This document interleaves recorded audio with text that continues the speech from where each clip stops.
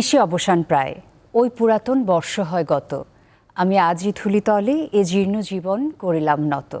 বন্ধু হও, শত্রু হও, যেখানে যে কেহ রও, ক্ষমা করো আজিকার মতো, পুরাতন বর্ষের সাথে পুরাতন অপরাধ যত।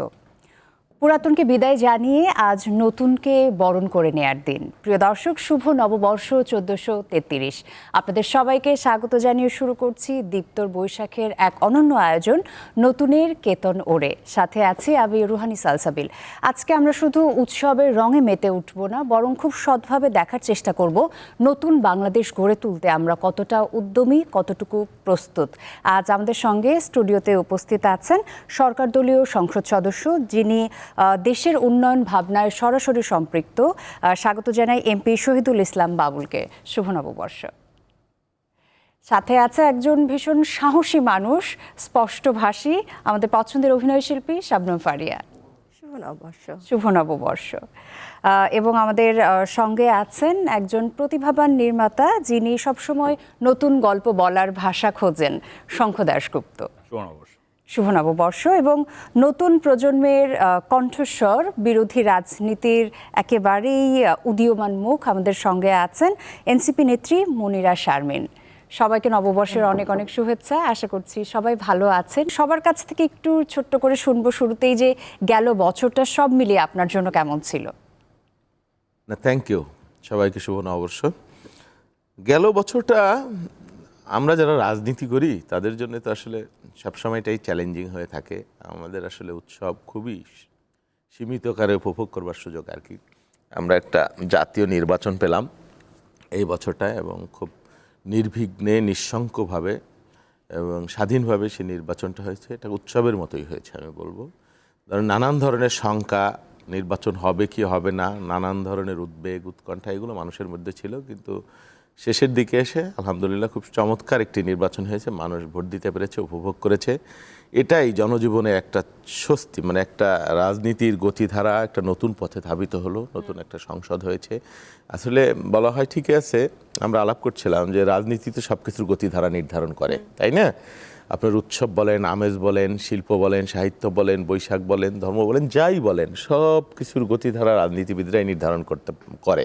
রাজনীতি যদি সঠিক পথে থাকে, ভালো নেতৃত্ব থাকে দেশের জন্য, মানুষের জন্য, সেটা আপনার সব কিছুকেই সুন্দরভাবে নিয়ন্ত্রণ করতে পারে এবং পজিটিভলি একটা ইতিবাচক ভাইব সব জায়গায় প্রবাহিত হতে পারে। সেটাই চাই যে একটা ইতিবাচক ভাইব আসুক। শাবনম ফারিয়ার কাছে শুনি যে গেল বছর সব মিলে কেমন ছিল, একটু ছোট্ট করে।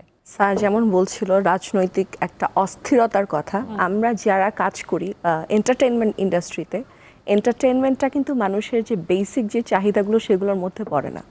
এন্টারটেইনমেন্ট মানুষ তখনই দেখে যখন ওই বেসিক চাহিদাগুলো পূরণ হয়। তো তখন যেহেতু এত আনসার্টেন একটা সময় ছিল, এত ধরনের সমস্যার ভেতর আমরা ছিলাম, আমাদের যে কাজটা সেটা আমরা প্রপারলি করতে পারিনি। তো তার জন্য যেটা হচ্ছে যে থাকে তো, যার যেটা কাজ সে যদি সেটা না করতে পারে তার আসলে খুব বেশি ভালো থাকার সুযোগ থাকে না। কিন্তু আমি আমার ব্যক্তিগত জীবনে একটা বিশাল কাজ করে ফেলেছি। এটা ভালো খারাপ সেটাকে আমি জানি না। গত বছর আমি বিবাহ বন্ধনে আবদ্ধ হয়েছি, যেটা অনেক দুঃসাহসিক কাজ। সো এই দুঃসাহসিক কাজটা করেছি। সো এই তো গেল বছর ভালো ছিল, ভালো খারাপ মিলিয়ে। শঙ্খ দাশগুপ্ত কেমন ছিল? It started with a lot of confusions, actually. Because আমরা এক ধরনের একটা পরিবর্তনের মধ্যে দিয়ে এসছি, তারপরে আমরা শুরু করেছি, অনেক কিছুর আনসার্টেনিটি ছিল আমাদের মধ্যে।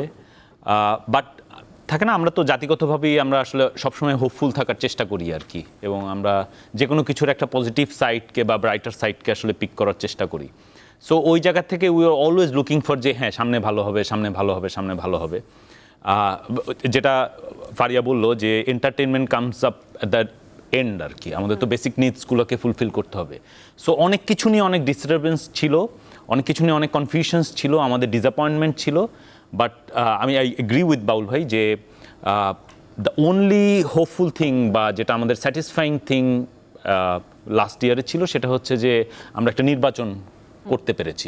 সো আমি বলবো যে গত বছরটাতে সবচেয়ে পজিটিভ জিনিস আমাদের জন্য যেটা ছিল সেটা হচ্ছে যে আমরা একটা গণতান্ত্রিক প্রক্রিয়ার মধ্যে ঢুকতে পেরেছি। That was the best thing that happen in the last year. Okay, Monira Sharmin, আপনার কেমন গেছে গেল বছর? যেটা আমার কথা অনেকখানি বাবুল ভাইয়ের সাথে মিলে যাবে, সেটা হচ্ছে যে আমাদের আসলে আমরা যারা রাজনীতি করি তাদের আসলে খুব বেশি মানে সবসময় একটা আপস অ্যান্ড ডাউনস, একটা আপহিভেলের মধ্যেই আমাদের যেতে হয়। তো সেই জায়গা থেকে গত বছর তো আমাদের জন্য খুব গুরুত্বপূর্ণ ছিল, কারণ একে তো নতুন রাজনৈতিক দল হয়ে ওঠার আগেই আমাদের একটা খুব বড় বিষয় সামনে এসছে, নির্বাচন।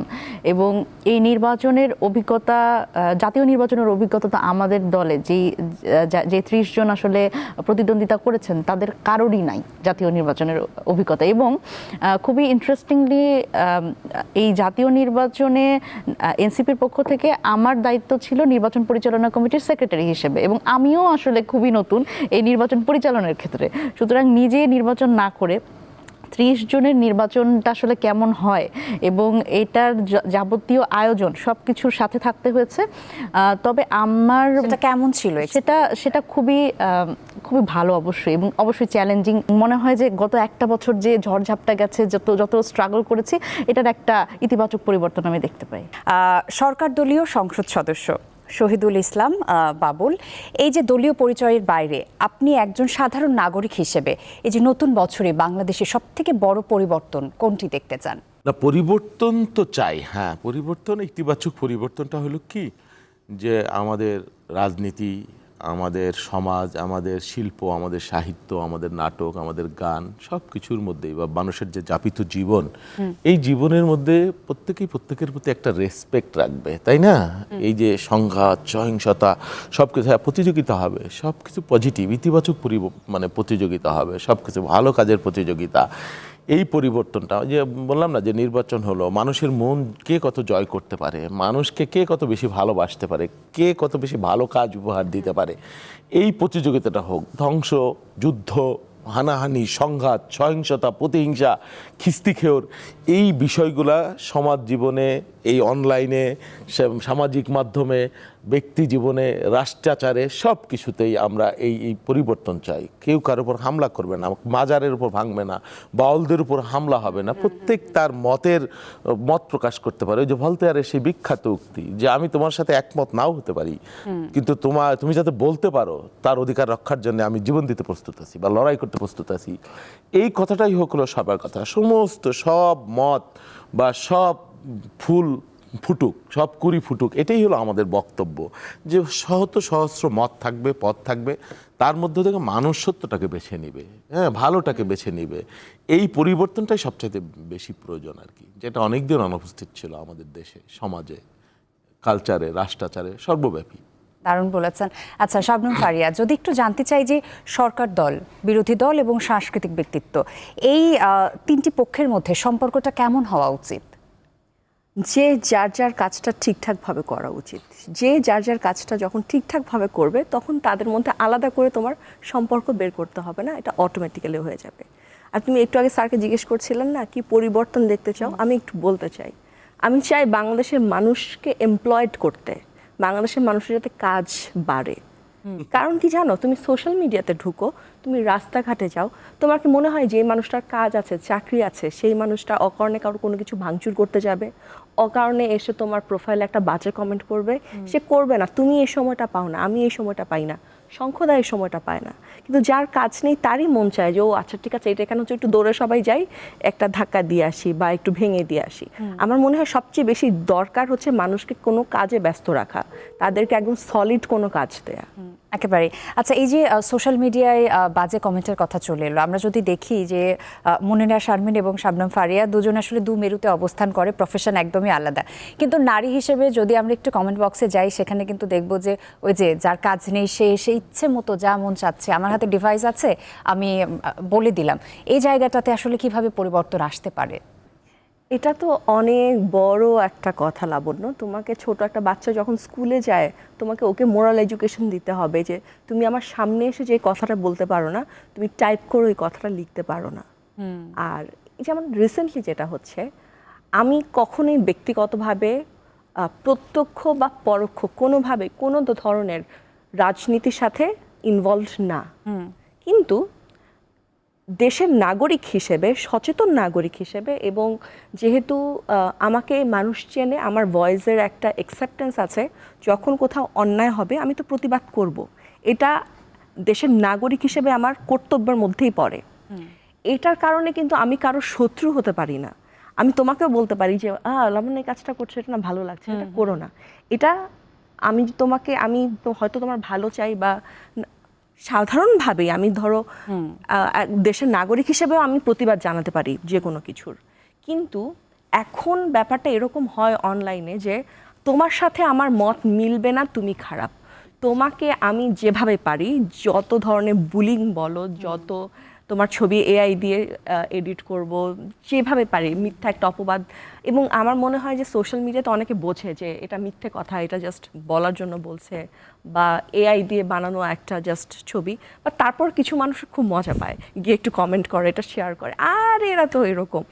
এই যে একটা অস্বাভাবিক বিকৃত একটা চিন্তাধারার যে একটা বড় জেনারেশন তৈরি হয়েছে, এবং আরও ছোটরা তো এটা দেখে আরও এনকারেজ হচ্ছে, এইটা কিভাবে ঠিক হবে আমি জানি না। আমি এতটুকু বলতে পারি যে তুমি একটা ছোট বাচ্চা যে 1-2-তে পড়ে, তুমি তাকে মোরাল এডুকেশন হিসেবে শেখাতে পারো যে তুমি এই কমেন্ট করতে পারো না, বা এটা সেটা যেটা ছোটবেলা আমাদেরকে শেখানো হয়েছে। বাট এইরকম ক্রেজি যে একটা সোশ্যাল মিডিয়াতে বুলিংয়ের একটা ট্রেন্ড শুরু হয়েছে, এটার অবসান কি, এটা আমার জানা নাই। আচ্ছা, এই প্রসঙ্গে আমরা ওনার কাছে যাব, তবে তার আগে একটু শঙ্কু দাশগুপ্তের কাছে শুনি একইভাবে যে এই যে সরকারি দল, বিরোধী দল এবং সাংস্কৃতিক ব্যক্তিত্ব কে কিভাবে নতুন বাংলাদেশ গড়তে ভূমিকা রাখতে পারে। যে মত তো ভিন্ন হবেই, কিন্তু সবার চাওয়াটা তো এক। আমার মনে হয় আমাদের আগে মানবিক হতে হবে আর কি। আমরা to some extent we have become too much of judgmental.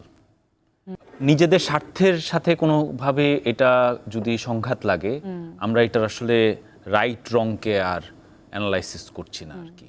So এটার বিভিন্ন ধরনের এক্সাম্পল আমাদের সামনে আছে, সেটা পলিটিক্যাল জায়গা থেকে হোক, সেটা অন্যান্য সেক্টরে হোক।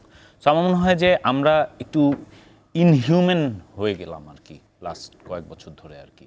সো আমার সব দিক থেকে আমার একটা জিনিসই মনে হয় যে আমাদেরকে একটু মানবিকভাবে চিন্তা করতে হবে। বাট এটাতে আমি জানি যে এটাতে কিছু হবে না আর কি, মানে বিকজ এটা হওয়া যায় না। সো ইন লং টার্ম, এটা এখানে বাউল ভাইরা আছে বা মনির আপা আছে, আমার কাছে মনে হয় যে শিক্ষা আমাদেরকে we really need to think about hour education right now. Otherwise আমি এখন আজকে আমরা টক শোতে বলে যেতে পারি আমরা মানবিক হতে পারি, এটা হতে পারি, সেটা হতে পারি, but this is not going to work. We really need to think about our educations right now, এবং এইটার একটা দীর্ঘমেয়াদী পরিকল্পনা আমাদের আসলে দরকার। সো আমি আসলে এই বছরে আমি চাই যে আমাদের আরেকটা জিনিস আমার কাছে খুবই উইয়ার্ড লাগতেছে, আমি জানি না এরকম শুনতে লাগতেছে আর কি, যে আপনি সরকার দলীয় সংসদ, এই কথাটা মানে জনগণের প্রতিনিধি আর কি, মানে সরকার দলীয় বলাটা আমার কাছে একটু মনে হয় যে এটা আর কি মানে সরকার বেসরকার, মানে এটা ক্ষমতা না দায়িত্ব, ক্ষমতা দায়িত্ব, হ্যাঁ মানে থাকে না যে উনি জনপ্রতিনিধি আর কি। সো ওই মানে আই এম শিওর এটার একটা ব্যাখ্যা আপনার কাছে থাকবে। আমার কাছে মনে হয় যে আমাদের ন্যাশনালি যারা stakeholders, it is high time that we think about our educations আর কি। মানে নকল টকল এগুলা 20 বছর আগের ফেনোমেনা আর কি, এগুলা বাদ দিয়ে আমাদের we really have to be very serious about our educations. এইটাই আমার এই বছরে পরিবর্তন, হ্যাঁ, এবং আমূল পরিবর্তন আর কি। গত 15-20 বছরে ইট জাস্ট মানে এটা ধ্বংস। সো ওই জায়গা থেকে আদারওয়াইজ আপনি এই যাবতীয় যা কিছু দেখেন, সেটা মব বলেন, সেটা সোশ্যাল মিডিয়াতে এই বুলিং বলেন, এই সকল কিছুর পিছনে education is the only factor. So এই ব্যাপারটাতে আমি আমাদের রাষ্ট্রের যারা গুরুত্বপূর্ণ দায়িত্বে আছে, I really want them to be very serious. Otherwise in long run আমরা আসলে কোথাও পৌঁছাতে পারবো না আর কি। আচ্ছা, এই অ্যাসপেক্টে মনিরা বলুক, তার আগে আমি একটু বলি আসলে এডুকেশনটাকে কি মিন করা যায়, এই জায়গাটা একটু ব্যাখ্যা করবার প্রয়োজন আছে আসলে। ধরেন ওই যে আমরা ছোটোবেলায় গ্রামের স্কুলে পড়তাম, মাদ্রাসায় পাঠশালায় পড়তাম, কি সকালে উঠে আমি মনে মনে বলি সারাদিন যেন আমি ভালো হয়ে চলি, সেটা নাই এখন। এখন আছে হাট্টিমা টিম টিম, তাদের খাড়া দুটি সিংটিং, কি আছে না। তারপরে কি সব ওই ইসের কোশ্চেন আসে, কি বলে সৃজনশীল প্রশ্ন, সব টিক দাও, মানে আপনি 3টা টিক দিলে একটা কনফার্ম আপনি হবেই। হ্যাঁ মানে লেগে যাবে, যদি লেগে যায় আর কি। তো সেই বাস্তবতা আছে, অথচ আমরা সারা রাত রচনা কিভাবে লিখতে হবে, কিভাবে পড়তে হবে, কিভাবে জানতে হবে। গালিভার্স ট্রাভেলস আমরা পড়ছি, কি চমৎকার গল্প, তাই না? তারপরে ওই যে মাদার ইন ম্যানভিল পড়ছি আমরা ইন্টারমিডিয়েটে, কি চমৎকার মানে গল্পটা জনাথন সুইফটের না কার গল্প। হ্যাঁ, এই যে আমরা পড়েছি না, তার ভিতরে ইমোশন ছিল, তার মধ্যে কি বলে থ্রিলিং ছিল, তার মধ্যে সব কিছু ছিল। আপনার সিনেমার কথাও বলি, কিন্তু সেইগুলো নাই, বুঝছেন? আপনি খালি এডুকেশন হইলেই হবে না। দেখেন আমরা, আমাদের ভুলটা কোথায়? আমরা দেন আমাদের পলিটিক্স যদি ডিস্ট্রয় হয়ে যায়, গণতন্ত্র, আমরা সেটা একসময় রিবিল্ড করে ফেলতে পারি। হ্যাঁ পারি তো। আমার ইকোনমি যদি ডিস্ট্রয় হয়ে যায়, সেটাও আমি রিবিল্ড করতে পারি। আমার সিনেমা যদি ডিস্ট্রয় হয়, সেটাও আমি হয়তো রিবিল্ড করতে পারি। কিন্তু আমার জেনারেশন যদি ডিস্ট্রয় হয়ে যায়, তাহলে কিন্তু জাতি ডিস্ট্রয় হয়ে যাবে। কেন বলছি? আমি খুব মানুষের সাথে নিবিড়ভাবে দেখি, মিশি। আমার কাছে নানান শ্রেণী সঙ্গত কারণেই আসে, কত মা আসে যে আমার ছেলেটা আমাকে মেরে ফেলবে, ভয়ঙ্কর অবস্থা, ভাঙচুর করতেছে বাড়িতে, হ্যাঁ তার বাবাকে ধরছে মানে গলার উপরে, বাবা তাড়াতাড়ি ব্যবস্থা নেন, আপনি কাঁপছে, কথা বলতে পারতেছে না, কি করণীয়? তো আমি পরে তাৎক্ষণিকভাবে লোক পাঠালাম, ছেলেটা ধরে সে মাদকাসক্ত ভয়ঙ্করভাবে, মানে each and every where you can মানে ইমাজিন। এক্স ভদ্রলোক আসছে, যে আমার ইলেকশন করছে, খুব চমৎকার অবয়ব, শুভ্র, দাড়ি, ভালো ব্যবসা, বাজারে 5টা মেয়ে, একটা ছেলে, লাস্টন। 5টা মেয়ে, একজন ঢাকা বিশ্ববিদ্যালয়ের ছাত্রী ছিল, একজন ইডেন কলেজের ছিল, বিয়ে দিছে সরকারি কর্মকর্তা। আমার ছেলে ভয়ঙ্কর অবস্থা, বাবা পুলিশে নিয়ে গেছে, আমি বিদেশে পাঠাই দেবো, এইবার আপনি একটু সারানের ব্যবস্থা করে দেন। আমি কেন? একই কেস। মানে কি বলবেন আপনি, মানে সর্বভাবে গ্রামের যে ঘরটা, আগে আমরা হাডুডু, দাড়ি বাঁধা, কাবাডি, ফুটবল, বৃষ্টির মধ্যে কি স্কুল থেকে এসে বই রেখে লাফাই পুকুরে পড়তাম। আমার দাদা দাবরাইতে এই পাশে দাবর দুই পাশে নিতে উঠতাম না, গরমের মধ্যে বৃষ্টির মধ্যে সে কি উৎসব, কই মাছ উঠতো, ধরতাম। তো আমাদের এরকম জীবন ছিল। এখনকার কিশোররা এই জীবন নাই তো তাদের। এখন এই যে বুলিং, আক্রমণ, প্রতি আক্রমণ, হ্যাঁ মানে শুধু আপনার পক্ষে না থাকলে নিরপেক্ষ বলতে কোনো কিছু নাই, হয় খুব ভালো, নয় মানে যথেষ্ট খারাপ। বারবার কথাতে আসলে এই একটা বিষয়টাই এক্সট্রিমিস্ট চলে আসছে। জেনারেশন, একটা মাদকাসক্ত জেনারেশন, এই জেনারেশন নিয়ে এডুকেশনের কথা কি বলবেন? মানে এডুকেশন তো নাই, মানে কি বলবো? ওই যে IMGPA 5 যে প্রজন্ম তৈরি হইতেছে, তথাকথিত IA pass, BA pass, MA pass, চাকরি দেন, কিচ্ছু পড়াশোনা জানে না। মাই গড, সাবজেক্ট বানান করতে পারে না। আপনি এই হাজার হাজার লক্ষ লক্ষ 4 মিলিয়ন পিপুল মানে জাতীয় বিশ্ববিদ্যালয়ের ছাত্র, গ্রামে গঞ্জে প্রতি বছর ঝাঁকে লাখে মাদ্রাসাতেও পাশ করতেছে, এখান থেকেও পাশ করতেছে। তো এই জেনারেশন নিয়ে আপনি কি করিবেন? এই শিক্ষা দিয়ে আপনি কি করিবেন? আপনি বলেন। যেই শিক্ষার মান নাই, এত কমিশন হয়েছে, বললাম না, সংস্কার কমিশন, এই কমিশন, ওই কমিশন, কই আমার এডুকেশন একটা কমিশন তো হলো না? যে আমার এডুকেশন, এত মানুষের তো আমার এডুকেশন দরকারও নাই। আমার যে এই যে পরিবর্তনের কথা আমরা বলছি, যে এই যে পজিটিভ পরিবর্তনগুলো, একটি ব্যাপার এলো যে মানবিক হওয়া, এবং এই যে এডুকেশন সিস্টেমে পরিবর্তনের কথা বলছেন। আপনার এইটা তো একটা অ্যাসেট, আপনার লক্ষ লক্ষ তরুণ, যেটা পৃথিবীর অনেক দেশে নাই, আমার দেশে আছে। এই তরুণদেরকে কিভাবে একটা যুক্তিসঙ্গত শিক্ষা, একটা কারিগরি শিক্ষা, একটা প্র্যাকটিক্যাল এডুকেশন তৈরি করতে। এখন তো ইউরোপ, ওয়েস্টে, স্ক্যান্ডিনেভিয়ার দেশগুলো মানুষ কমছে, যে আমার যা আছে সেটাকে আমি পাওয়ার বানাবো। রাইট। এটা কেন আমি জনশক্তিতে রূপান্তর, এগুলোকে আইএ, বিএ আর জাতীয় বিশ্ববিদ্যালয়ে পাশ হবে, আর প্রত্যেকদিন আন্দোলন, ধর্মঘট, এইটা ওইটা, ইটস নট রাইট ওয়ে। এই কমিশন হইতে হবে। এডুকেশনের অনেক ধরন আছে। আমার সন্তান যে শিক্ষা পাচ্ছে, গ্রামের ছেলেটা সেই শিক্ষার ধারে কাছেও নাই। একটা আউলান্দারি অবস্থা, কে কি পড়ছে, কে কি পড়াচ্ছে, কে কিভাবে পড়ছে, মানে এটার কোনো ঠিক নাই। এইটা নিয়ে একটা কাজ করবার প্রয়োজন ছিল। আপনি যদি আপনার জাতি রাষ্ট্রকে সঠিক পথে মানে ধাবিত করতে চান। একেবারে বিরোধী দলের চোখে নতুন বাংলাদেশ গড়তে কি কি ঝেড়ে ফেলা উচিত? দেখেন, আমরা এখন কিন্তু আমি যদি বারবার করে আমার কথায় রাজনীতির কথা আসবে খুব স্বাভাবিকভাবেই। দেখেন, বাংলাদেশে এই যে যেমন মব কালচার হচ্ছে, মব কালচারের শেষ হচ্ছে না। মানুষ একেবারে ধরেন একটা জায়গায় কোনো একটা কিছু হচ্ছে, মার বলে সবাই মারতে চলে যাচ্ছে, এবং না জেনে আসলে কাকে মারছে, কেন মারছে কোনো ঠিক নাই। আপনি এবং এইটাও যেরকম আছে, আবার দেখবেন যে এই জায়গাগুলোতে কিন্তু আমাদের আসলে প্রপারলি, আমি যদি বলি আইন শৃঙ্খলা বাহিনী থেকে শুরু করে তাদের যে একটা দায়িত্বশীলতার জায়গা আছে, অনেক ক্ষেত্রে ল এনফোর্সমেন্ট হয় না। তো এই জায়গাগুলো আমার মনে হয় যে এই যে অনলাইনে বুলিংয়ের কথা আমরা বললাম, যে ফারিয়া আপার হচ্ছে যেটা ব্যাপার, যে টার্গেট পপুলেশন হয়তো আমাদের আলাদা, আমাদের যারা আসলে নেগেটিভ কমেন্ট করছে, সাইবার বুলিং করছে, আমাকে যারা করছে সেই টার্গেট পপুলেশন আর আপার পপুলেশন দুইটা আমাদের আলাদা, কিন্তু আপনি দেখবেন যে ধরনটা একদম এক, মানে বুলি করার ধরনটা এক, ভাষাটা এক। হ্যারাসমেন্ট, এই যে নারী হিসেবে যে অমানবিক আচরণটা সহ্য করছেন, এখানে কিভাবে পরিবর্তনটা আনা যায়? দেখেন, এইখানে আমার যেটা মনে হয় সেটা হচ্ছে যে একটা তো বিষয় কথা উঠেই আসলো, সেটা হচ্ছে নৈতিকতা ও মূল্যবোধের একটা বড় একটা খামতি। দেখেন, এটার একটা বড় কারণ আছে, ভাই কিন্তু অনেকখানি বলেছেন, সেটা হচ্ছে যে আমরা আসলে ছোটবেলা থেকে যেভাবে করে আমাদের আপব্রিঙ্গিং, তো সেই জায়গা থেকে আমরা কিন্তু যদি বলি যে কালচারাল একটা বড় হলনেস কিন্তু বাংলাদেশে তৈরি হয়েছে। আপনি দেখেন বিসিএস পরীক্ষাতে 10 নাম্বার থাকে হচ্ছে নৈতিকতা ও মূল্যবোধ, হ্যাঁ, কিন্তু এই 10 নাম্বারের জন্য আপনি দেখবেন যে ছেলেপেলে নৈতিকতা মূল্যবোধ আসলে তারা প্র্যাকটিস করছে না, তারা বই পড়ছে, তারা গাইড পড়ছে এই নৈতিকতা মূল্যবোধের 10 নাম্বার পাওয়ার জন্য। সুতরাং মানে ব্যাপারটা এটা যে আমার যখন আসলে আমি বাংলাদেশের সিভিল সার্ভিসে প্রথম শ্রেণীর কর্মকর্তা, তার নৈতিকতা মূল্যবোধের জন্য 10 নাম্বার রাখা হয়েছে, কিন্তু সে ওটা পড়ে মুখস্থ করে সে পরীক্ষায় পাশ করছে, কিন্তু তাকে আসলে এই যাচাই করার জায়গাটা কোথায়, এই মূল্যায়ন করার জায়গাটা কোথায় এবং কে করছে?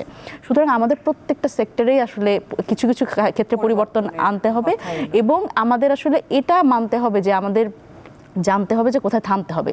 এটার সাথে সাথে আমাদের আসলে অনেকগুলো ফ্যাক্টর দিয়ে আসলে যেহেতু এখন একটা পরিস্থিতি এমন যে আমরা থামাতে পারছি না, সেখানে আমাদের ল এনফোর্সমেন্টও লাগবে, আমাদের আইন করে কিছু কিছু জায়গায় স্ক্রিনশট রেখে আমাদের মামলাও করতে হবে যে তুমি তোমার যা খুশি যা মনে হচ্ছে তুমি এটা বলতে পারো না, দিস ইজ হ্যারাসমেন্ট।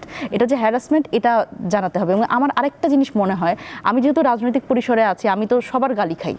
মানে ধরেন আমি দেখা গেছে যে মানে বট, এখন তো বলে বট আইডি, আমি দুই পক্ষের গালি খাই। ধরেন আমার আজকের এইখানেই দেখবেন যে আপনাদের এই প্রোগ্রামের নিচে যখন আমাকে গালি দিবে, আমাকে কেউ কেউ বলবে যে আমি কেন মাথায় কাপড় নাই, আবার কেউ কেউ বলবে যে হ্যাঁ কি বলে এনসিপি জুলাই ব্যবসায়ী, সুতরাং এবং শব্দ এনসিপির। সুতরাং আমি আবার সব পক্ষের গালি খাই। তো আমার কাছে যেটা মনে হয় যে পলিটিক্যাল ক্ষেত্রে একটা বড় ধরনের ওরিয়েন্টেশন দরকার, যে আপনার নিজের দলের নেতা যারা আছেন তাদের আপনি কিভাবে ট্রিট করবেন, বা অন্য দলের নারী নেত্রী যারা আছে তাদের কিভাবে ট্রিট করবে, এটা একটা কাউন্সিলিং এর মধ্যে দিয়ে আমাদের আসতে হবে। এই পয়েন্টটাতে আমি একটু আসতে চাই। আমি জাস্ট এইটাতে একটা জিনিস, সরি আমি একটু ইন্টারফেয়ার করি, আমি she exactly said the right thing. আমার মনে হচ্ছে যে পলিটিক্স এর দ্য কালচার ফর এনিথিং। যেমন আমি একটা এক্সাম্পল দিই, আমাদের এখনকার প্রধানমন্ত্রী উনি যে কোনো প্রোটোকল ছাড়া যে জ্যামের মধ্যে দিয়ে উনি যায়, এটা কিন্তু একটা রাইট এক্সাম্পল। কোন জায়গা থেকে আমরা গত 10-15 বছর অনেক ভিআইপি দেখতাম রাস্তার মধ্যে, এই ডান দিক থেকে এই গাড়ি যাচ্ছে, বাম দিক থেকে এই গাড়ি যাচ্ছে, এদিক থেকে এই গাড়ি যাচ্ছে, ঘন্টার পর ঘন্টা রাস্তায় বসে আছে, হ্যাঁ, মানে থাকে না যে কিন্তু পার হয়ে যাচ্ছে, এটা কিন্তু এখন দেখা যায় না।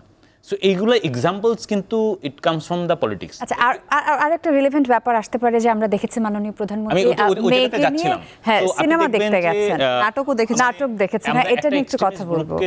দেখলাম যে 5ই আগস্টের পরে গিয়ে থিয়েটার বন্ধ করে দিতে, এখানে মাজারে গিয়ে হামলা করতে, এটা করতে সেটা করতে।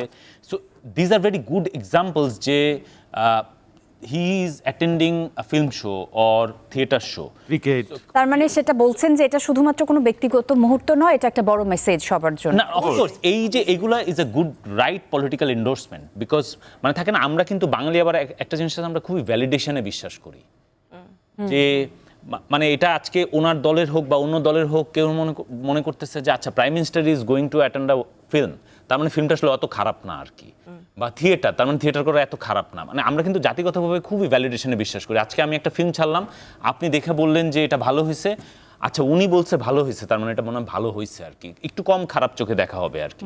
এটা আপনি যে কোনো ক্ষেত্রে আমাদেরকে দেখবেন যে আমরা ভ্যালিডেশনের উপরে থাকি।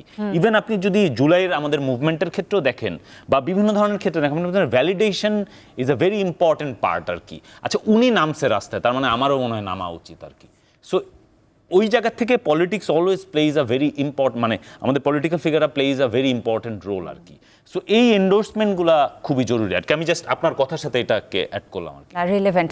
আর উনি যে কালচারাল প্র্যাকটিসের কথা বললো, সেই সাথে অনেকগুলো ফ্যাক্টর নিয়ে কথা বললো। তো কালচারাল প্র্যাকটিসের সাথে সাথে পলিটিক্যাল প্র্যাকটিসের কথা বলছিলেন, যে এই যে মত না মিললেই গালাগালি করা। তো এই জায়গাটা একটু আসতে চাই, আসলে পলিটিক্যাল প্র্যাকটিসটা কেমন হওয়া উচিত? এই যে দলাদলি, অবিশ্বাস, এই গালাগালি, এগুলোতে কি আদৌ চেঞ্জ আসবে নতুন না বাংলাদেশ? এটা আসবে না, এটা সেই জন্য বললাম যে এই জেনারেশন, শোনেন বাঙালির কিন্তু ভালো মন্দ সব আছে। ধরেন মারাঠি পলিটিশিয়ান ছিলেন গোপাল কৃষ্ণ গোখলে, হ্যাঁ, তার একটা বক্তব্য মানে কোড যেটা প্রায়ই ব্যবহৃত হয় যে hot Bengal things today, India things tomorrow.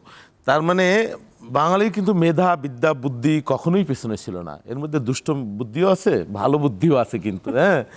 তো আপনি কোনটাকে ব্যবহার করবেন, কোনটা আপনার সন্তানকে শিখাবেন। আমার মনে হয় মোস্ট অফ দ্য এই পরিবার থেকেই বেশি শিখে যে কি বলা যায় কি বলা যায় না, কি করা যায় কি করা যায় না, হ্যাঁ। এই কোভিড আমাদের জন্য একটা অভিশাপ হিসেবে, এই যে অনলাইনের যে আসক্তি, শুধুমাত্র এটাই জীবন এটাই সব, এটা নিয়েও কিন্তু একটা আশঙ্কের ব্যাপার। আমার সন্তান কি দেখছে কি শিখছে, এই বিষয়গুলো কিন্তু পরিবার থেকে প্রথম কথা আপনাকে গাইড করতে হবে, বাবা মাকে বা পরিবারের অন্য সদস্য দ্বারা। এক সময় আমাদের এই যে আপনি বৈশাখের কথা বলছেন না, আমাদের বৈশাখ তো সমৃদ্ধ, আমাদের সংস্কৃতি ঐতিহ্য কিন্তু সমৃদ্ধ। ছোটবেলায় কত কি আমরা দেখেছি। মঙ্গল শোভাযাত্রার কথা বলছে যে এটা বাঙালির ঐতিহ্য কিনা। কিভাবে ঐতিহ্য ডিফাইন হয় আর কি, মানে এখন আমি যদি 30 বছর ধরে 40 বছর ধরে একটা জিনিসকে দেখে আসছি, তার মানে তো এটা আমার কাছে ঐতিহ্য। সো এখন আজকে যার 50 বছর বয়স, সে আসলে এটা 30 বছর আগের থেকে দেখা শুরু করছে, তার ডেফিনেশন অফ ঐতিহ্য ইজ ডিফারেন্ট। সো এখন ডেফিনেটলি আমার কাছে এটা তো ঐতিহ্য, আমি আমার জন্মের পর থেকে দেখে আসছি যে হালকাথাটা এটা আমাদের একটা part of our rituals and all. আর মঙ্গল শোভাযাত্রা তো ডেফিনেটলি এটা আমাদের ঐতিহ্য, এখন যে নামেই এটাকে নতুন করে বলা হোক না কেন আর কি, সেটা মঙ্গল হোক আর আনন্দ হোক আর বৈশাখ হোক আর কি। So it carries the same meaning and same spirit all together. আপনার ছোটবেলার বৈশাখে একটু ফিরে যেতে চাই, ছোটবেলার বৈশাখী মেলা বা সবকিছু বৈচিত্র্যময়। আমরা টাকা জমাতাম, এই বৈশাখে মেলা হয়তো বিভিন্ন আমাদের আশেপাশে গ্রামে দূর দূরান্ত, সেই মেলায় নানান ধরনের উৎসব, এই কি জাদু শিল্প, এই নানান ধরনের, তারপরে এই গ্রামের যত রকমের আপনার লোকজ মানে সরঞ্জাম আছে সব কিছুর আয়োজন সেখানে থাকতো, হ্যাঁ, গান হতো বাজনা হতো। আমাদের তো আসলে বাঙালি সংস্কৃতি অনেক সমৃদ্ধ, অনেক সমৃদ্ধ, এই কারণে হাজার বছরের সংস্কৃতি, তারও আগের সংস্কৃতি, তারপরে শিল্প। আমরা এই ঢাকা বিশ্ববিদ্যালয়ে যখন ভর্তি হলাম তখন ওই চারুকলা, তারপরে বাংলা একাডেমি, আমি আবার ডাকসু সাংস্কৃতিক দলের সাথে কিছু কাজ করেছিলাম সংগঠক হিসেবে, কম বেশি কবিতা টবিতা পড়তাম বা ভালো লাগতো, যাইতাম, ওইখানে একজন সদস্য ছিলাম। আমি দেখছি আমরা দলে বলে এই বাংলা একাডেমিতে এই দলগত পরিবেশনা হইতো, আবার আমাদের ওরা কিছু টাকা দিত, আমরা সেটা নিয়ে পরে দল নিয়ে আমরা চাইনিজ খেতে যাইতাম। আমি বলছি ধরেন 93, 94, 92 এই সময়টা, 95, 96 এই সময়টার কথা, আরও আগে, অনেক আগে। তারপরে আমরা এই সংস্কৃতি করে টেলিভিশনে প্রোগ্রাম করতাম, এগুলোর যে টাকা পেতাম আমরা এগুলো নিয়ে ট্যুর করতাম, সিলেটে তামাবিলে, সেন্ট মার্টিনে গেছি একবার, তারপরে 2 ট্রলারে, তখন তো ওই সিবোট টোট হয়নি, বুঝছেন, কি ঢেউয়ের মধ্যে পড়ছি, বাপ ভয়ঙ্কর অবস্থা, সেই অভিজ্ঞতা। তারপরে গ্রামের যেটা ছোটোবেলায় এই পালা গান, এগুলো তো হতোই, মেলাটা সবচাইতে আকর্ষণীয় ছিল আমাদের কাছে, হ্যাঁ। তারপরে আমরা ছোটোবেলায় এটাও দেখছি, যদিও ওই যে কি আশ্বিনী একটা প্রোগ্রাম, গাছ কাটো, গাছে ফল দিচ্ছে না, তারপরে ওই বৃষ্টি না হইলে সব গ্রামে থেকে ঘর থেকে চাউল টাউল তুলে, হ্যাঁ, ওই পুকুরের ভিতর কলা গাছ গাড়তো, রান্না করতো, ছেলেমেয়েরা খাইতো, সেগুলো আমার মনে আছে, খুব ছোটোবেলার কথা, 40-50 বছর আগের কথা বলছি। সেটা একটা সময়, তার মানে যে বৃষ্টি হয়ে যাবে নট দ্যাট, এটা আমাদের একটা কালচার বা সংস্কৃতির একটা অংশ। আমাদের সংস্কৃতি অনেক সমৃদ্ধ, মানে কেন সমৃদ্ধ বলছি, আমরা পালা গান হতো গ্রামে গ্রামে, তারপরে হিন্দুদের প্রতি কী গান যেন বলে এটাকে, যাই হোক, হ্যাঁ, কীর্তন, এগুলো হতো, শ্যামা সঙ্গীত টঙ্গীত, এগুলো আমরা গ্রামে দেখেছি। যাত্রাপালা হতো, যাত্রাপালা, এখন তো যাত্রাপালা মিনিং যে অশ্লীলতাই শুধু, কিন্তু যাত্রাপালার মধ্যে যে একটা চরিত্রায়ন অসাধারণ, হ্যাঁ, সেই কিছু চরিত্রের কথা আমার মনে আছে, খুব অসাধারণ অভিনয় তারা করেছে, এগুলো আমরা দেখেছি।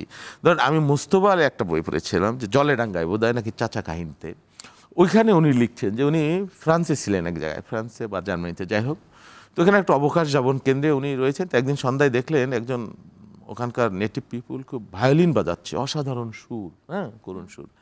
তো উনি যে বললে, সৈয়দ মুস্তফা আলী তো অনেক ভাষা জানতেন, 18টা ভাষা, তো উনি বলছেন যে তুমি এটা কী বাজাইলে? তো বললো যে এটা আমার শেখরের গান, আমার লোকসঙ্গীত, পৃথিবীর সবচাইতে শ্রেষ্ঠ লোকসঙ্গীত প্যারিসের, এই ফ্রান্সের। তো কি করবে সৈয়দ মুস্তফা আলী, আমার কাছে একটা ক্যাসেট প্লেয়ার ছিল, রেকর্ড প্লেয়ার, আমি আব্বাস উদ্দিন নিয়ে বাজাই দিলাম একটু ওকে শোনানোর জন্যে। তো এটা খুব তন্ময় হয়ে শুনলো, হ্যাঁ, শোনার পরে ও যখন বললো যে আমার শ্রেষ্ঠ লোকসঙ্গীত, তখন আমার বাঙাল রক্ত একটু চারা দিয়ে উঠলো, হ্যাঁ। তখন আমি আব্বাস উদ্দিনটা ছিল, এটা বাজাই দিলাম, বাজাই দেওয়ার পরে ও শুনলো খুব মনোযোগ দিয়ে, বলে তুমি এটা কী বাজালে? বলে এটা আমার লোকসঙ্গীত। করে বাপরে, এতগুলো রাগ, 10টা 12টা পৃথিবীর কোনো গানে তো নাই, কি অসাধারণ তন্ময় হয়ে শুনছিল। তার মানে কি, আমার সে আব্বাস উদ্দিন, আমার সে লালন সাইজি, আমার অঞ্চলের কানাইলাল শীল, বিজয় কৃষ্ণ সেন, আমার হাছন রাজা, আমার ওই যে কি বাউল করিম আব্বাসী, কি অসাধারণ আমার শিল্প ছিল না, গান ছিল। আমরা এটাও দেখেছি যে ওই যে গ্রামে ওই রাতে পুঁথি পড়তো, সে তারও একটা সুর ছিল অসাধারণ। সেই সংস্কৃতি নাই, সে গ্রামও নাই। ওই যে রবীন্দ্রনাথ একবার বলছিল যে এবার ফেরাও মোরে, কিন্তু তিনি ফিরতে পারেন নাই। হ্যাঁ, কয়দিন আগে ওই জসীমউদ্দিনের বলতে মানে কথা বলতেছিলাম, আমাদের এলাকার তো জসীমউদ্দিন, সেই নকশিকাতার মধুমালা চরিত্র, তখন টেলিভিশন আসেনি, গ্রামে আমরা রেডিওতে শুনতাম সেই মদন কুমার আর মধুমালার চরিত্র, সবাই জানতো সেই চরিত্রের কথা, সেই দিন নাই আর। হ্যাঁ, সেই সংস্কৃতি নাই, এটাও আমাদের লোক সংস্কৃতির একটা গুরুত্বপূর্ণ অংশ আর কি। অনেক কিছু আপনি দেখেছেন নিজের চোখে, আমরা আসলে বইয়ে পড়েছি বা গল্পে শুনেছি। 90 দশকে আমরা যারা বেড়ে উঠেছে, আমার ওই যে মাটির হাঁড়ি পাতিলের কথা মনে পড়ে গেল। মেলাটা আসলে খুব কাছ থেকে দেখেছি, আপনারা রিলেট করতে পারবেন। তো আবারও একটু মানে বাংলাদেশ এবং পরিবর্তন এই জায়গাটাতে আসতে চাই যে একজন শিল্পীর কি সরাসরি রাজনীতিতে জড়ানো উচিত নাকি দূরত্ব বজায় রাখা উচিত, কি মনে করেন? দুজনের কাছ থেকেই শুনবো। যখন আমি শিল্পী তখন আমি সবার, যখন আমি কোনো স্পেসিফিক পলিটিক্যাল পার্টিকে সাপোর্ট করব, তখন একদল লোক আমাকে খুব পছন্দ করবে, একদল লোক আমাকে অপছন্দ করবে। তো শিল্পী হিসেবে আমি তো চাই আমাকে সবাই ভালোবাসুক, সব ধর্মের, সব বর্ণের, সব বয়সে সবাই আমার কাজ দেখবে, সেটাকে অ্যাপ্রিসিয়েট করবে, আনন্দ পাবে, আলোচনা করবে, সমালোচনা করবে। আমি আসলে ব্যক্তিগতভাবে মনে করি যে এটা না করাই আমার কাছে, আমি এটা একান্তই আমার ব্যক্তিগত মত। কিন্তু যেহেতু আমরাও দেশের নাগরিক, আমাদেরও দেশের যখন প্রয়োজন তখন ভয়েসটা রেজ করা উচিত। প্রয়োজনের সময় যদি আমি চুপ করে থাকি, তাহলে আসলে আমাকে যে মানুষগুলো ভালোবাসে বা যে মানুষগুলোর জন্য আমাকে সবাই চেনে, সেই মানুষগুলোর সাথে জাস্টিস হয় না। আমার দায়িত্বটা আমার তখন পালন করা উচিত। সো আমি ডিরেক্ট রাজনীতির সাপোর্ট করি না, কিন্তু প্রয়োজনে যেটা প্রয়োজন অন্যায়ের বিরুদ্ধে কথা বলার জন্য নাগরিক হিসেবে বলা উচিত, সে সময় বলা উচিত। আচ্ছা, শঙ্খ দাশগুপ্তের কাছে একইভাবে শুনতে চাই যে একজন শিল্পীর কি রাজনৈতিক বিতর্কে জড়ানো উচিত নাকি অনুচিত? বিতর্ক তো নেক্সট স্টেপ আর কি, কোনো কিছুই রাজনীতির বাইরে না। আমরা এই যে টেবিলে বসে কথা বলছি, this is also politics. If I make a film is a highly political art. So রাজনীতির বাইরে তো আপনি আসলে কোনো কিছুকেই ফেলতে পারবেন না। আমার কিন্তু মনে হচ্ছে আপনাদের ফিউচার কলিগ হতেও পারে নাকি? না, মানে আমি জাস্ট আমার দর্শনের জায়গাটা বলতেছি আর কি। সো আপনি রাজনীতির বাইরে তো আসলে কোনো কিছুকেই ওইভাবে ডিফাইন করার কিছু নাই। আমরা জিনিসটাকে আসলে খুবই ন্যারো ডাউন করে ফেলি আর কি। মানে এটা আমি বলতে শুনি যে যখন আমি এরকম বিভিন্ন ইন্টারভিউতে আমি বলছি যে film is a highly political art, তখন মনে করে যে এটা কোন পলিটিক্যাল আর্ট, আওয়ামী লীগের পলিটিক্স না বিএনপির পলিটিক্স? তো এখন আমাদের চিন্তাকে আমরা আসলে ওই জায়গাতে ন্যারো ডাউন করে ফেলেছি যে it has to be somehow or the other related to some political parties ideology, but it's not. So শিল্পীর যদি রাজনৈতিক দর্শন না থাকে, তাইলে আমার মনে হয় যে it is very difficult for him or her to be an artist. Okay, এখন আপনি আপনার পলিটিক্সকে কিভাবে সামনে হাজির করবেন? যেমন আমার একটা সিনেমা গত বছর রিলিজ হয়েছিল। সো ওই সিনেমাতে আমি সবচেয়ে বেশি চ্যালেঞ্জ করছি আমার রিলিজনকেই, যে there is a certain rituals যেটাকে আমি আসলে যেটা হিন্দুরা ফলো করে, ওইটাকেই আমি চ্যালেঞ্জ করছি। So that's my politics. So শিল্পী কখনোই আসলে রাজনীতির বাইরে না আর কি, এটা আমার মনে হয় আর কি। আচ্ছা, এই যে রাজনীতি এবং সংস্কৃতি, আপনার কাছে একটু শুনি যে রাজনৈতিক নেতৃত্ব যখন একটা সংস্কৃতিকে আলিঙ্গন করে, সেখানেই কি নতুন ধারার সূচনা হয় না? হ্যাঁ, অবশ্যই। দেখেন, ওই যে ভাই যেটা বললেন, আমি খুবই একমত যে কোনো কিছুই আসলে রাজনীতির বাইরে না। আপনি যখন কোনো একটি বিষয়কে ধরেন, সংস্কৃতিও তো রাজনীতির বাইরে না। সংস্কৃতিকে যখন আপনি বলবেন যে এটাকে আমি রাজনীতির বাইরে রাখবো, ওটাকে অনেক ছোট করে দেখা হয়, কারণ ইটস বিগার দ্যান দ্যাট। তো দেখেন, এখানে আমি যদি বলি যে সবচেয়ে পলিটিক্যাল মানে জায়গায় ডিরেক্টলি কথা না বলে এরকম অনেক ডিরেক্টর আছেন যারা তাদের সবচেয়ে রাজনৈতিক ভাষাটা প্রয়োগ করেছেন তাদের সিনেমার মাধ্যমে। আপনি ঋত্বিক ঘটককে দেখেন, মানে উনি দেশ ভাগ নিয়ে যত ধরনের ওই ওপার বাংলা থেকে যেভাবে করে উনি আসলে দেখিয়েছে, এবং এই দেশ ভাগের বিষয়টি ওনার থেকে পলিটিক্যালি আমি তো অন্তত দেখিনি যে কোনো ডিরেক্টর দেখাতে পেরেছে। আপনি এরকম আপনি ধরেন আমাদের দেশের ডিরেক্টর, আপনি মাটির ময়নার কথা বলেন না কেন, সবচেয়ে পলিটিক্যাল মেসেজটা তো আসলে মাটির ময়নাতে আছে, কিন্তু এটা তো ডিরেক্টর অন্যভাবে দিয়েছে। সুতরাং এই জায়গাগুলোতে আমি মনে করি যে এটা সংস্কৃতিটাকে আমাদের বাঁচিয়ে রাখতে হবে। রাজনীতিবিদদের সবচেয়ে গুরুত্বপূর্ণ দায়িত্ব হচ্ছে যে সংস্কৃতিটা যাতে বিলুপ্ত না হয়ে যায়, বা কোনোভাবে রাজনৈতিক কোনো মতামত বলেন, প্রত্যেক বাংলাদেশের যারা নাগরিক তাদের প্রত্যেকেরই একটা আইডিওলজি থাকাটা অস্বাভাবিক না। রাজনৈতিক আইডিওলজি থাকতে পারে, কিন্তু তার ব্যক্তিগত আইডিওলজির জন্য যাতে তার পেশাটা ক্ষতিগ্রস্ত না হয়, এটা যেরকম তার দায়িত্ব মেনটেন করা, এবং রাজনীতিবিদদেরও ইকুয়ালি দায়িত্ব যে আসলে যে কাজটা করছে তাকে সেই কাজটা করার স্বাধীনতা দেওয়া। দেখেন, আমি তো মনে করি যে এই যে একটা গণ অভ্যুত্থান হলো বাংলাদেশে, আপনি বলেন তো বাংলাদেশে কয়টা সিনেমা হয়েছে গণ অভ্যুত্থানের উপরে? হয় নাই। আপনি কয়টা ডকুমেন্টারি দেখাতে পারবেন, কয়টা প্রামাণ্যচিত্র দেখাতে পারবেন গণ অভ্যুত্থানের উপরে? কিন্তু বাংলাদেশে একটা বড় ভ্যাকিউম, এই জায়গাতে কেউই হাত দিচ্ছে না। এবং দেখেন, এই যে আমি যদি বলি যে পতিত স্বৈরাচার হাসিনা, সে ৭১কে মুক্তিযুদ্ধকে যেভাবে করে কুক্ষিগত করে রেখেছে, মুক্তিযুদ্ধ কি বিএনপির না? মুক্তিযুদ্ধ কি আমাদের নিউ জেনারেশনের না? সুতরাং আমাদের চোখে মুক্তিযুদ্ধটা কেমন, এই সময় কিন্তু সেই সময়কার কোনো সিনেমা নাই।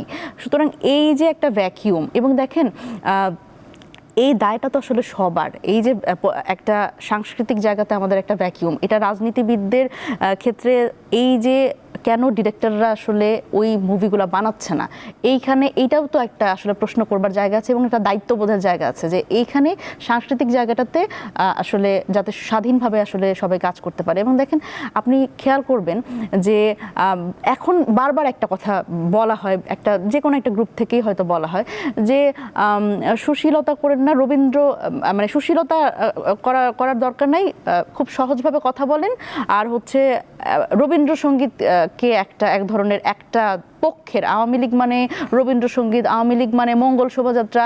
আবার এই যে দেখেন, পলিটিক্যালি কিন্তু আপনি সংস্কৃতিটাকে ডিভাইড করে ফেলেছেন। এটার তো দরকার নেই। নজরুল যেরকম আমার, রবীন্দ্রনাথ আমার, এই মঙ্গল শোভাযাত্রা, আনন্দ শোভাযাত্রা, বৈশাখী শোভাযাত্রা সবই তো আমার সংস্কৃতির অংশ। আপনি লালন আমার, আপনি বাংলাদেশের মাটিতে রবীন্দ্রনাথ কতগুলো গান লিখেছে, তার বেশিরভাগ উপন্যাস দেখেন আপনি এই প্রতিশর অথবা শিলাইদহে বসে লেখা। সুতরাং আমার সেটা আমার বলার যে জায়গাটা, সেটা রাজনীতিবিদদের সেই সুযোগটা করে দিতে হবে যে আমার সংস্কৃতি আমার বলার ক্ষেত্রে যাতে কেউই এখানে বাধাগ্রস্ত না হয়। এবং যারা আসলে সংস্কৃতি এই অঙ্গনে কাজ করে তাদের একটা সোল এটা দায়িত্ব যে এটাকে তারা যতটা সম্ভব আসলে সামনে নিয়ে আসা, বাংলাদেশের প্রত্যেকটি অর্জন নিয়ে আসলে সাংস্কৃতিকভাবে সামনে এগিয়ে যাওয়া। আচ্ছা, আমি একটু এমপি মহোদয়ের কাছে আসি। এমপি মহোদয় সিনেমা দেখেন কিনা?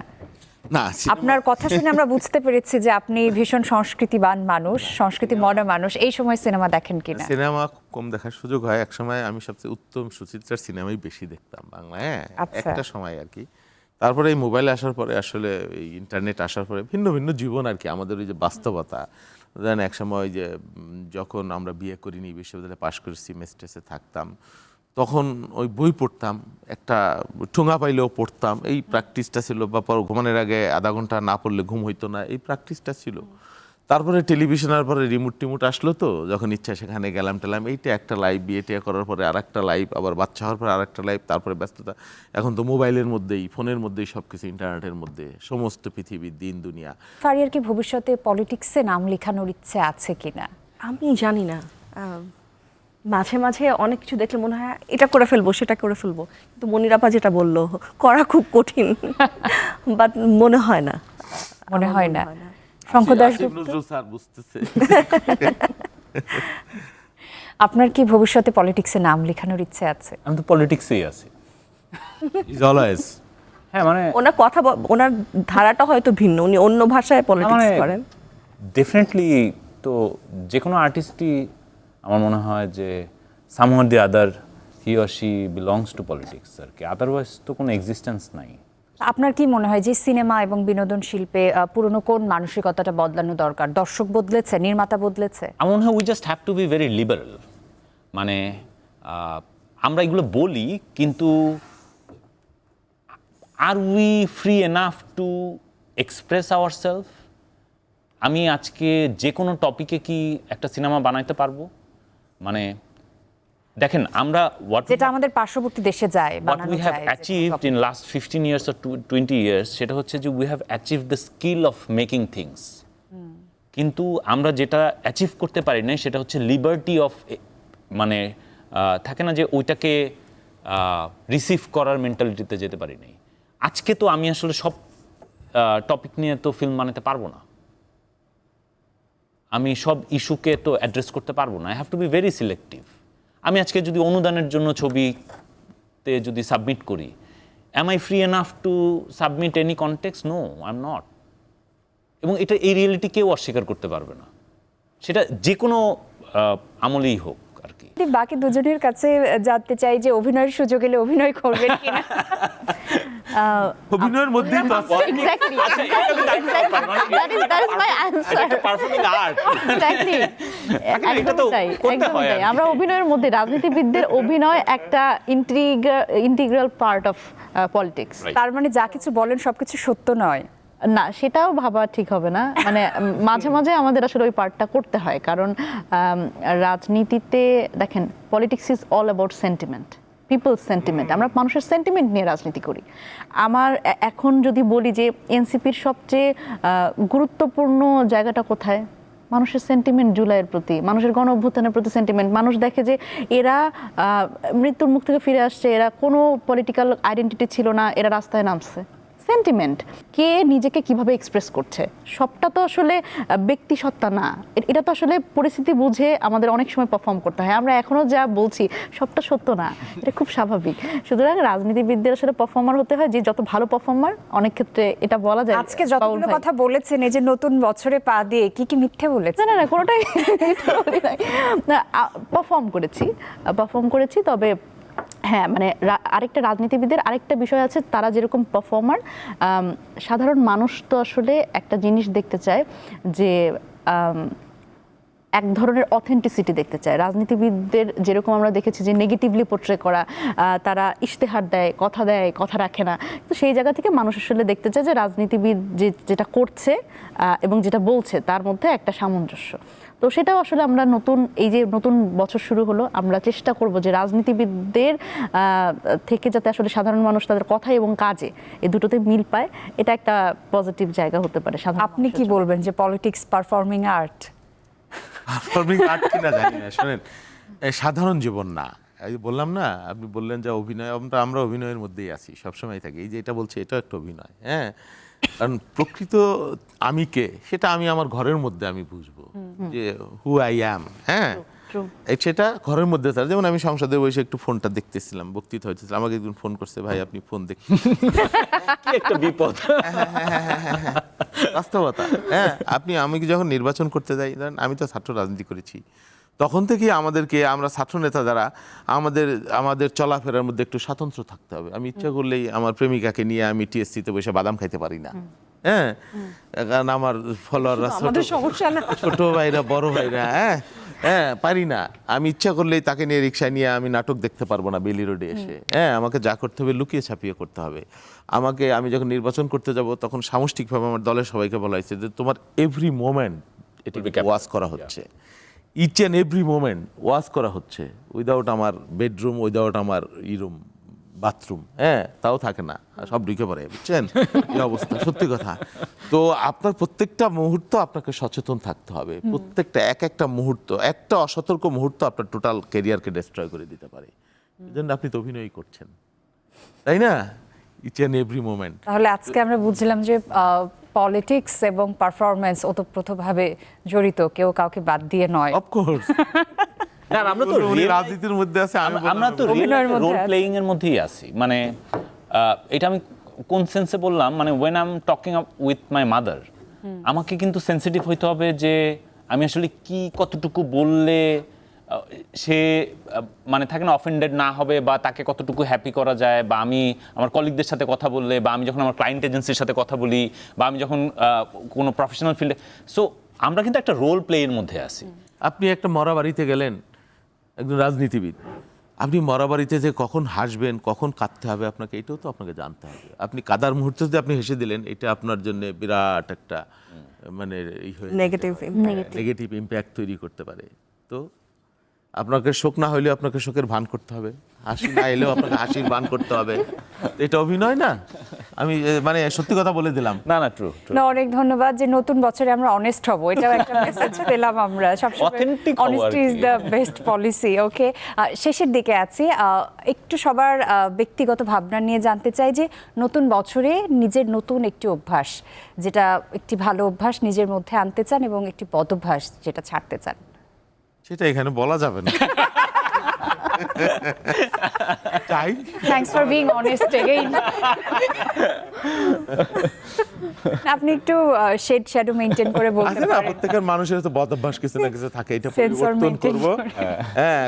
হ্যাঁ, এটা পরিবর্তন করে নতুন বছরে নতুন ভাবে নিজেকে তৈরি করব, যেটা স্বাস্থ্যের জন্য ভালো, যেটা সমাজের জন্য ভালো, পরিবারের জন্য ভালো, এটা করতে হবে। এটা একটা ডিটারমিনেশন আছে। ভাই সবাই বুঝে গেছে।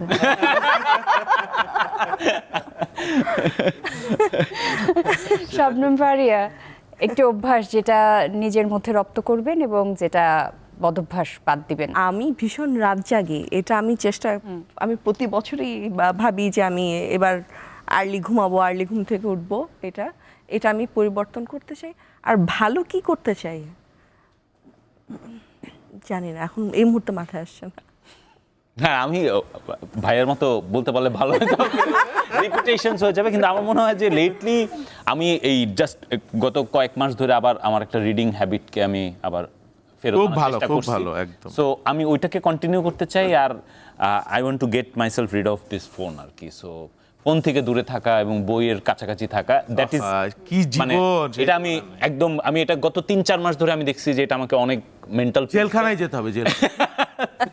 আমি ডিআইজি ছিলাম, আমার বন্ধু, হ্যাঁ, আমি তাকে বলছিলাম আওয়ামী লীগের আমলে যে ভাই, আমি তোমার জেল কোডের সব পালন করব, বাট তুমি আমাকে একটু পড়ার পরিবেশ করে দেবা, ছোট্ট একটা টেবিল দেবা, হ্যাঁ, যেতে আমি শুয়ে বসে পড়া অনেক সময় প্রবলেম, আর আমার লাইটের একটু পর্যাপ্ত লাইট, আর কোনো কিছু আমি চাই না। মানে কি চমৎকার শৃঙ্খলা, সকালে ঘন্টা বাজবে, উঠবেন, একটু হাঁটবেন, হেঁটে এসে নাস্তা খেয়ে, মানে অবারিত সময় পড়াশোনার জন্যে বা নিজের চিন্তা চেতনার জন্যে। ভালো লাগছে আমার। আপনি কি চান সেই জীবন আবার? কখনো কি চান ফিরে যেতে? কখনো কখনো মনে হয় যে এরকম একটা বিচ্ছিন্নতা হলে ভালোই হয়। মাঝখানে যখন আমাদের ছিল না, ইন্টারনেট ছিল না কয়েকদিন, আমার মনে হলো লাস্ট 4-5 বছর আমি এত বই পড়িনি। ইন্টারনেট ছিল না দেখে কিছু তো নিয়ে ব্যস্ত থাকতে হবে, আবার সেই অভ্যাস। আমি বিকাল বেলা করে ছাদে যেতাম, এখন ভাবলেই আমার অবাক লাগে। এবং এবং করোনার সময় যদি মনে থাকে তোমার, সব ছাদে বাচ্চারা খেলতো। মুনিরা শারমিন, একটি অভ্যাস। অভ্যাস আসলে ওই যে মানে এই সবগুলো মিলিয়ে আর কি বলতে হবে, সেটা হচ্ছে যে আমার ডিসিপ্লিন নাই আসলে লাইফ। আমাদের ডিসিপ্লিন নাই বলতে দেখা যায় যে ঘুমের সময় নাই। এটার জায়গা থেকে আসলে একটা ডিসিপ্লিন লাইফ দরকার। এটা আমি অনেকদিন ধরে চেষ্টা করছি, কিন্তু কোনোভাবে পারছি না। এবং পড়তে হবে, কারণ কি যখন আপনি সমালোচনা করবেন, আপনার জিনিসটা জেনে সমালোচনা করতে হয়। আমাদের বিরোধী দলের কাজ হচ্ছে এখন সমালোচনা করা। সুতরাং আমি আসলে একটু জানতে চাই, এবং মোটামুটি দেখা গেছে যে একাডেমিক জায়গা থেকে এক ধরনের পড়াশোনার মধ্যে ছিলাম, এবং যখন আপনি একজনের যৌক্তিক বিরোধিতার জন্য বিরোধিতা না, তো বাংলাদেশের রাজনীতি যখন আমরা পরিবর্তন চাই, তখন তো আমাদের যৌক্তিক বিরোধিতার জায়গায় যেতে হবে, এবং দেশ নিয়ে ভাবনার ক্ষেত্রে, পলিসির ক্ষেত্রে নতুনত্ব নিয়ে আসতে হবে। সুতরাং এই জায়গাতে বিরোধী দলের কাছে শুধুমাত্র বিরোধিতা করা না, সাথে সাথে নতুন কি পলিসি দিয়ে সহায়তা করা যায়, এটাও একটা গুরুত্বপূর্ণ বিষয়। সেই জায়গা থেকে আমি প্রচুর বই কিনে রেখেছি এবার বইমেলা থেকে, তো প্রচুর পড়ার জায়গা আছে। এবং এখন রিসেন্টলি যেটা পড়ছে যে বিএনপির ইতিহাস নিয়ে অনেক পড়াশোনা হচ্ছে, তো সেটা পুঙ্খানুপুঙ্খভাবে পড়াশোনা করে আসলে জেনে পয়েন্ট আউট করছেন কোন জেনে যায়, জানতে হবে, অনেক জানতে হবে এবং অনেক পড়তে হবে। আপাতত একটা ডিসিপ্লিন লাইফে আসতে চাই এবং পড়াশোনাটা বাড়াতে চাই। কিন্তু এখানে বাউল ভাইরা পিছায় থাকবে, এনসিপির ইতিহাস ধরে তো অনেক ধন্যবাদ। কথায় কথায় একদম শেষের দিকে চলে এসেছি। তো আমরা আসলে যে কথাগুলো বলছিলাম যে সবার আসলে মতামত ভিন্ন হতে পারে, পথ ভিন্ন হতে পারে, কিন্তু আমরা সবাই একটা সুন্দর বাংলাদেশের স্বপ্ন দেখি এবং সেই নতুনত্ব নেই পুরোটা আয়োজন জুড়ে আমরা কথা বললাম। সবাইকে আরও একবার নববর্ষের শুভেচ্ছা, শুভ নববর্ষ 1433। Thank you. Thank you. দর্শক, এই ছিল দীপ্ত টেলিভিশনের বৈশাখের বিশেষ আয়োজন নতুনের কেতন ওড়ে। আমি রুহানি সালসাবিল আজকের মতো বিদায় নিয়ে নিচ্ছি। যেমনটি বলছিলাম যে আমরা সবাই কিন্তু আজকে একসাথে নতুন বাংলাদেশ কিভাবে দেখতে চাই সেই ছবিটাই আঁকলাম কথায় কথায়। আমরা সবাই প্রত্যাশা করি নতুন বাংলাদেশ খুব বেশি সুন্দর হবে আমাদের সবার জন্য। শুভকামনা সবার জন্য। শুভ নববর্ষ 1433।